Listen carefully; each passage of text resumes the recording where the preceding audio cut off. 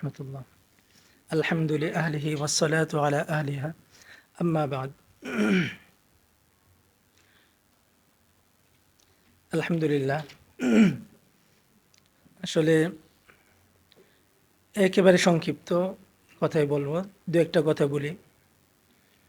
আমাদের ইলমে দ্বীনের মূল হলো কোরআন এবং হাদিস, এটাই তো।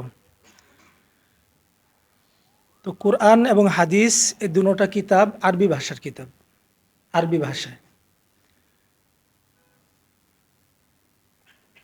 সুতরাং আরবি ভাষা সম্পর্কে মাহারত অর্জন করা, ব্যুৎপত্তি অর্জন করা, এটা সকলের জন্যই অপরিহার্য। মাহারত অর্জন করতে হবে, বিশেষ করে যারা তালিবুল ইলম, সকলের জন্য বলতে যারা তালিবুল ইলম, যারা সমাজের দেশের প্রতিনিধিত্ব করবে তাদের জন্য।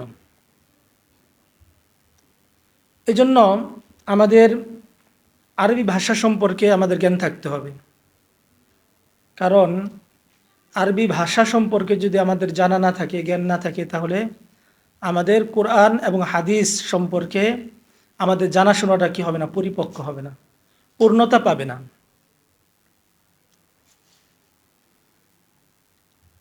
আর সকলেই আমাদের দেখা যায় আমরা অনেক কিছু জানি, কিন্তু আসলে আমাদের এগুলো কি হয় না, আমাদের বাস্তব এগুলোর প্রতিফলন হয় না।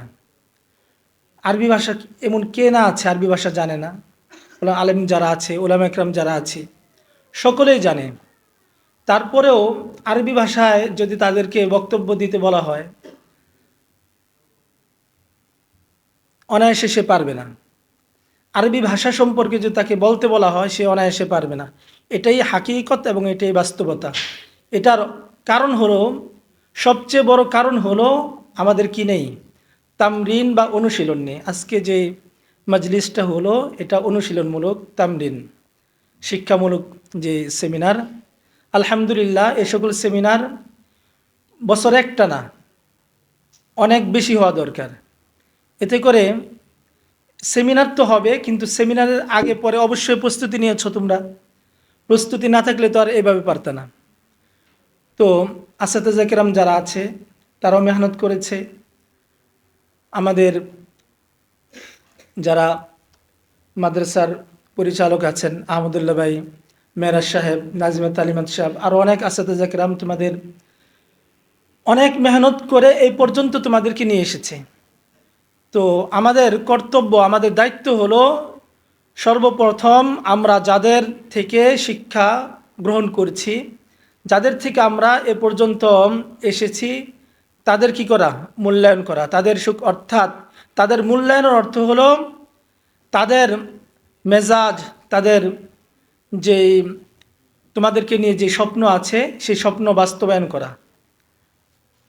কুন রজুলান রিজলুহু ফিস-সারা ওয়া হামাতু হিম্মাতিহি ফিস-সুরাইয়া। এটা একটা বড়দের একটা উক্তি। তুমি ছোট হতে পারো, কুন রজুলান রিজলুহু ফিস-সারা, তোমার পা কাদায় থাকতে পারে, কিন্তু তুমি এমন ব্যক্তি হবে, রিজলুহু ফিস-সারা ওয়া হামাতু হিম্মাতিহি ফিস-সুরাইয়া, কিন্তু তোমার সাহস আর হিম্মত সুরাইয়া তারকা তার উপরে হবে। অর্থাৎ তুমি এখানে পড়বে, কিন্তু তোমার সাহস আর হিম্মত থাকতে হবে। তুমি এক সময় যুগশ্রেষ্ঠ, অর্থাৎ সারা দুনিয়ার একজন কি হবে, অনেক বড় ব্যক্তিত্ব হবে, অনেক বড় আলেম হবে। শুধু তোমার একটা এলাকা নিয়ে চিন্তা করলে চলবে না, তার যার চিন্তা যত বড় হবে, যার পরিকল্পনা যত বড় হবে, সে তত বেশি অগ্রসর হতে পারবে। আমাদের চিন্তা ভাবনা ছোট থাকে, যে কোনো রকম আলেম হব, ইমামতি করব, মাদ্রাসায় পড়াইব, শেষ।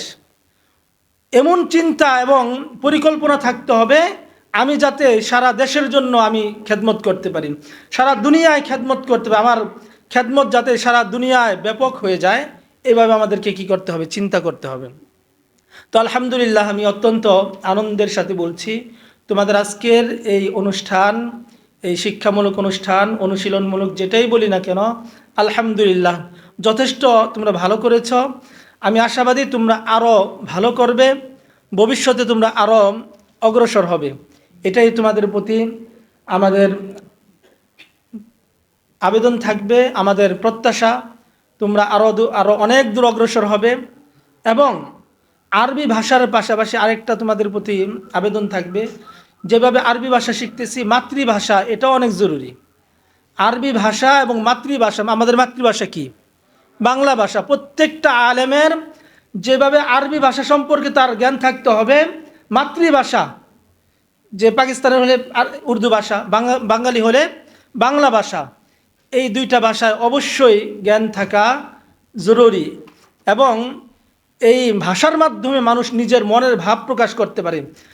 কারো যদি ভাষা সুন্দর না হয় তাহলে তার কথা শুনবে না মানুষ। ভাষা সুন্দর, মানুষ শুনতে না চাইলেও কি তার মনের অজান্তে তোমার কথা মনোযোগ দিয়ে শুনবে, যদি তোমার ভাষা সুন্দর হয়। আলহামদুলিল্লাহ, তোমরা অনেক দূর অগ্রসর হও, দোয়া করি। মাদ্রাসার জন্য তোমরা হিতাকাঙ্ক্ষী হবে। মাদ্রাসার হিতাকাঙ্ক্ষীর অর্থ হলো 1 বছর পরে তারপরের বছর আরেক জায়গায় দৌড় দিবা, এটা না। আরেক জায়গায় তুমি কি করবা, উড়ে যাবে, সেটা না। এই মাদ্রাসার হলো তোমার প্রত্যাশা হলো তোমাদের কাছে, মাদ্রাসায় যেভাবে তোমরা প্রথম বর্ষ পড়লে এইভাবে উপরের জামাতগুলো এখানে পড়বে ইনশাল্লাহ। পড়বা তো ইনশাল্লাহ? আল্লাহ তোমাদেরকে কবুল করুন, আমাদের সকলকে কবুল করুন, আমিন।